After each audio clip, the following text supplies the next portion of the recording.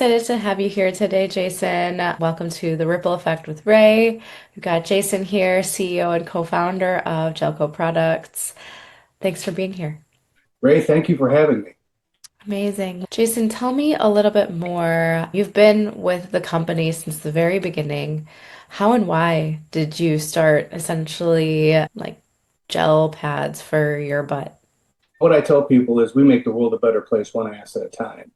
And the way that works is we were looking at an industry. I have to give credit to Kathleen Woodall. She's my partner.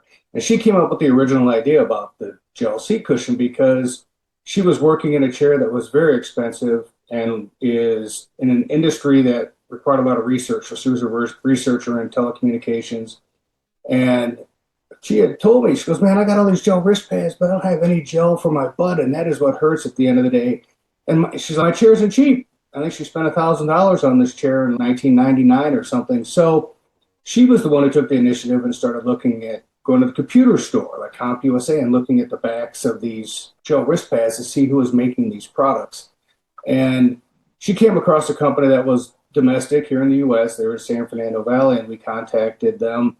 And we caught the break right out of the gate because that company was making these gel wrist pads, but they didn't make the gel. And so the gel was coming from another manufacturer. And the sales department was in a meeting, and the secretary said, you know what? Probably shouldn't do this, but everybody's tied up in a meeting right now. Here's who makes this for us. And we contacted then that company. And it was a very good break for us because we went from concept to prototypes. And to speak to our why, we saw a lot of sameness in the industry. It's hard to look back to 1995-ish, but most gel pads or most seat cushions were squares and rectangles, and a lot of them today still are. Lesser valuable products are very much just squares and rectangles. But everybody, medical grade products, $300-400 products were squares and rectangles, and they didn't have any real anatomical consideration. So one of the things that we did, we started from scratch. We were introduced to a company called Design Works USA, which was designing BMW interiors. And that was another good break for us because we talked with a very capable designer and basically said, here's what we're trying to achieve. And Kathleen had taken some clay and made a model of what she thought the product should look like. And from there, they had inspiration for creating some features. And then we came back about a week later and looked at what they'd come up with, and they had 15 or 16 concepts, and we took what we liked from each one and then said, let's make a prototype from this. And so that's what the first GC came out to look like. And if you looked at our website, jelcoproducts.com, that mold is still used in our GC Light model today. So we've got our money's worth out of that design. We've been building that for, 25 years now. And it's still a very good seller for us, very popular product on Amazon. But that was our why. We saw an industry where there was really no innovation. There was no consideration for where people would want material or want support and not want it. It was just someone punched out a square or a rectangle and said, here's your seat cushion. And we thought that was a little bit short-sighted. And then the next big development we had was the first products were all gel. And I don't know if you have a gel wrist pad on your desk right now, pick that up and it's floppy and it's very cumbersome. If it was just one big piece of gel, you're talking about something that's maybe an inch thick and 16 by 15 inches or so. It gets a little bit heavy and it gets a little bit humid, especially in July in Chicago. So we were looking at ways, how do we ventilate the surface? And I was laying out some drawings one day at the table and just coming up with some ideas. And obviously in the middle portion of where we sit is where we're going to have the most humidity and where we're going to probably create the most discomfort. That's where we sweat. And so I put a couple holes in the product and said, you know what, that actually looks like a handle. And so I took the only prototype we had. That part was probably worth $10,000. And I threw it down on my cutting board and I got an X-Acto knife out and I cut it where the holes would be. And I picked it up and it folded in half. And that became the patented integrated handle and foldable design, which is an exclusive product, an exclusive feature to the G Seat. And that really, in addition to the ergonomics of our product, and how we raised the bar for the entire industry then by creating a product that everyone then emulated, that integrated handle and foldable design set us apart from the herd. Made it very functional to take it everywhere you need to sit because you don't always sit in the same place. That was our why, and we acted on it, and I got to give it to Kathleen. She was the first one to really take the initiative, and after a year or so of persistent I think you should do this, I think you should do this, She convinced me. Telecommunications was not doing too well in 2001. So I said, you know what? I got some money in the bank. We could probably manage it. Let's go. And of course, at the end of the first year, you were out of money, but you have some momentum and things are getting interesting. So you hang in there, and we've come to accept that there's always going to be setbacks now, but there's always likely going to be a progress that you get to a higher point than you were previously. And we're living by that now. We have the greatest opportunities we've ever had are now right in front of us. Absolutely. Amazing. I'm intrigued by your journey. You've been in a company essentially for 30 years now. That's not an easy feat to just constantly be relevant in this day and age. What are some industry trends that you've been seeing? Some of the greatest things that are happening for us right now is one, COVID. There was a lot of top heavy companies. Two of our biggest competitors, we all came to the market about the same time within 24 months of one another. I'm not going to name them because I don't want to give them real estate here on my time. However, they're no longer really in the space. And we'd always been like, wow, if only we could get this big, if only we could get to where these guys are, things would really get going. And we almost, I would say we actually caught another break because we didn't get overextended. We didn't have a lot of money to just spend on everything else. And then when COVID came along, a lot of these companies that were overextended or at least had some significant debt or too much inventory and sales dropped off, or whoever the case may be, or maybe their products just weren't that good after all and the marketing money dried up. We had an opportunity then because they exited the space or are exiting the space. And so we stepped into the space, and you always have competition. There's tons of products out there now that have consideration for what people need in a seat cushion. You can look at what's designed now and know we had an influence on how that product came to life. Even our competitors' products are now starting to look more like us. We don't look like anybody else. Everybody else wants to look like us. But the industry trends now are one, I see a lot more anatomical consideration. Products are a lot more aesthetically intriguing. These are things that we were marketing 20 years ago. And to be frank, if you're looking at becoming an entrepreneur, if you're considering an idea, there has never been a more, I think, golden era for startups to really make an impact because you don't need giant marketing budgets to start getting traction within your target market.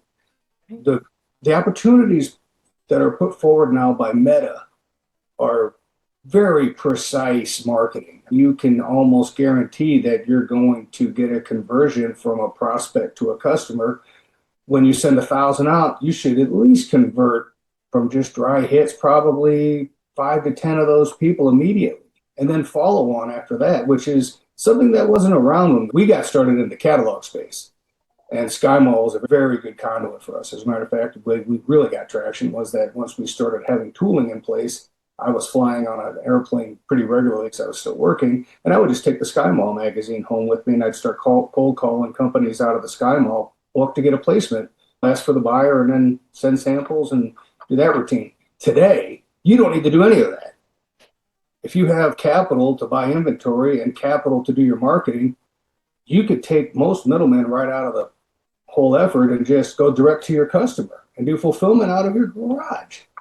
So it's a very new landscape, but I don't think it's ever been a greater time to be an entrepreneur than what you have right now because you don't need a lot of money to get rolling, and it's very Amazon. Amazon. If you can afford an Amazon marketplace, then you can get yourself a footprint. Absolutely. There's so many opportunities at your fingertips, and but there's also a lot of noise as well. There's a lot out there, a lot of people doing kind of similar things, and you really have to set yourself apart essentially still. Like you might put the meta ads out there, you might put your Amazon marketplace out there, but if you're not differentiating yourself, then you're just going to become a part of it. So would you say you market to a specific demographic? Because I can imagine so many different types of people wanting some sort of like gel cushion seat. I even think about postpartum, right? It's the possibilities are endless. Is there a specific type of customer that you target? So right now, I will say we're coming off a very successful effort at the Mid-America Truck Show. Is our second year in a row at the Mid-America Trucking Show. Love's is a target distributor for us. As much as I'm going on about, you can just go directly to your target market by just going and putting an ad up on Meta. you get a buyer at Love's to give you some attention, or you get a buyer at Flying J, or you get a distributor who we're working with to get into all those stores and they handle all that business. That's still a big win. That's a change your game win.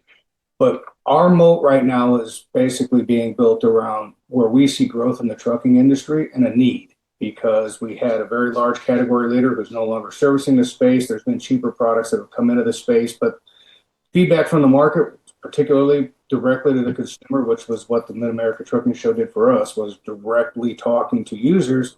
They've used those other products and said it's not even close to what your product is. So as long as you stay focused, I think, on value and you build a quality product, it may take you a little longer to get traction. But then, for instance, 20% of our customers own 5 or more versions of the G Seat. Half of our customers own at least 2. That's pretty good. My average order value goes up quite a bit when you consider that 1 in 2 customers is going to buy more than 1 unit at a time. And at most, over the lifetime value of that customer is going to come back and buy 2 or 3 more. That speaks volumes. So as long as you stay focused on quality, you have a message that speaks to your audience, which again, you want to define and very acutely message to that audience. One of the things, here's an example, one of the things we're doing in trucking, the biggest complaint I hear from truckers about the cushions that they buy there is, one, they're cheap, they don't last. Talk about guys or people who drive a truck as many hours as they're allowed to a day and probably fudge a few more than that.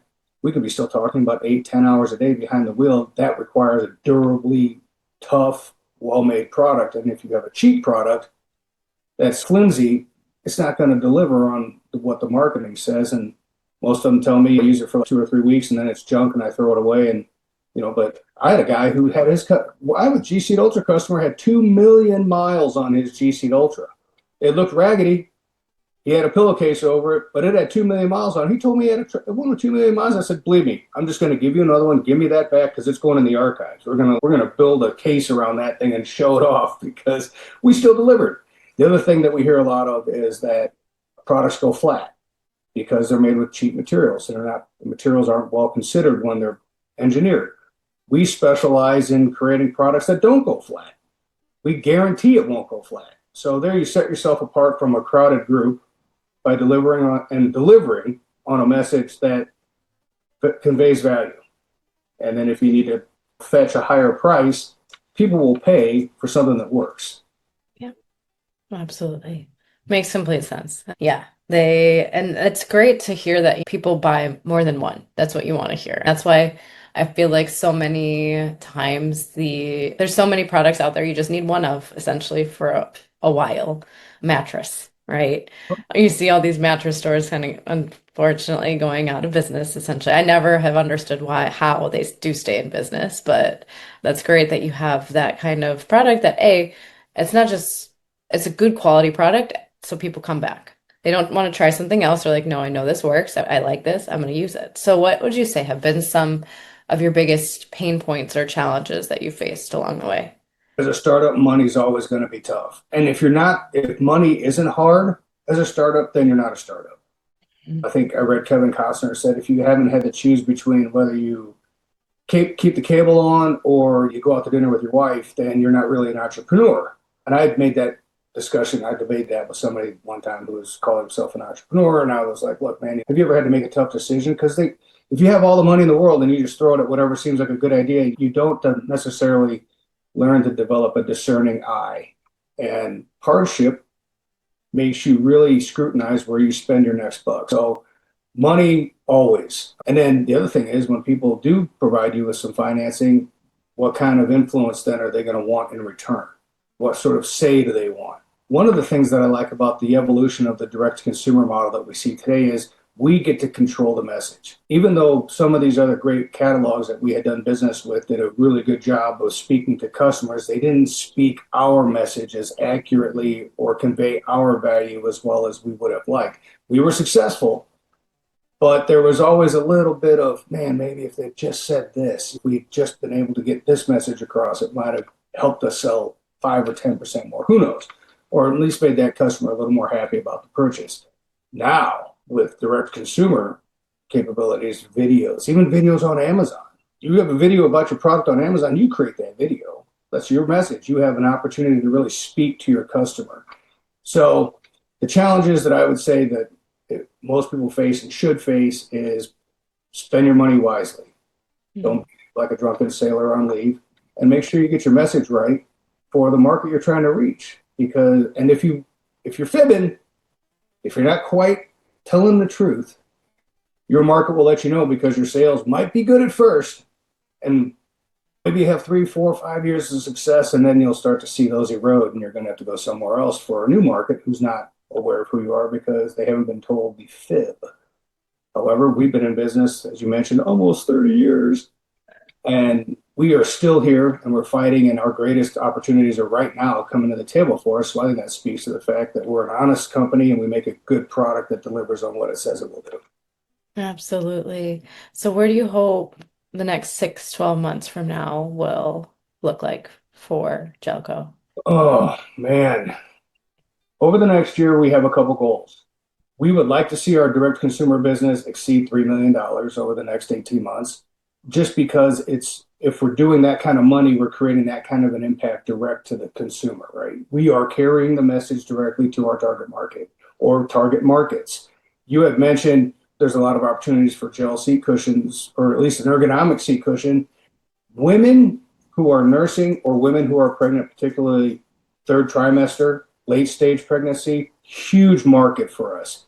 We have not even begun to address that space, but I think there's going to be another baby boom coming up. And we should be in the forefront of that, keeping mothers comfortable and healthy because how uncomfortable, I think you're a mother. I know I have the children, or the mother of my children, super uncomfortable as things progress. And then you spend a year sitting a lot, nursing and some other things, just trying to get over being pregnant. And man, we should be right there. The other things that I see developing, particularly, is the trucking business is great for us. If we can get locked in with a couple of our target opportunities in trucking, it will really change the landscape, not just for our little business, but definitely for the industry as a whole because the measurement of success that we've had, the value we bring to that space with the current user sampling, and we've got probably 100,000 users out in the market right now. If we could take that and multiply that by 100, which is really realistic for us, you're only talking 10 million units. That's doable. And that creates an impact.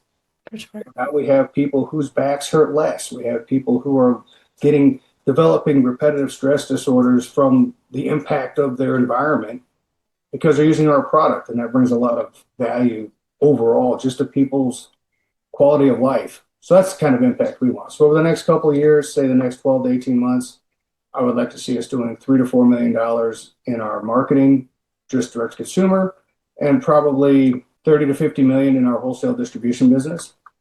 Amazing. That's so exciting. Jason, it's been so wonderful to have you on the show.